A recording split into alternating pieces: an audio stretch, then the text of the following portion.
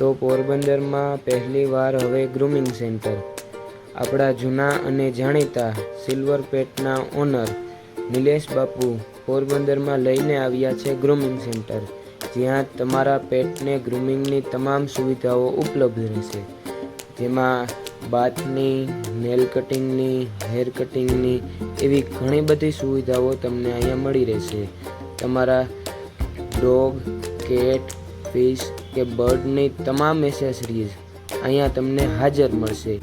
તેમજ ઘણી બધી જાતની ફિશ પણ અહીંયા હાજર મળશે. તો આ ગ્રૂમિંગ સેન્ટરની મુલાકાત જરૂર કરવી.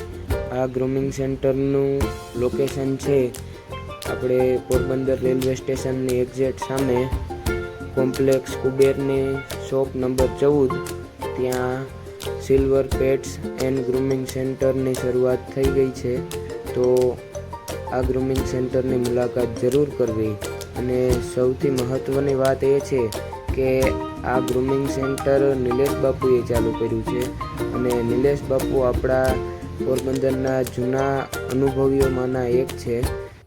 તેથી તે તમારા પેટની નાનામાં નાની વાતની અને વસ્તુની કાળજી રાખી અને પોતે કામ કરે છે. તેથી આ ગ્રૂમિંગ સેન્ટરની મુલાકાત જરૂર કરવી.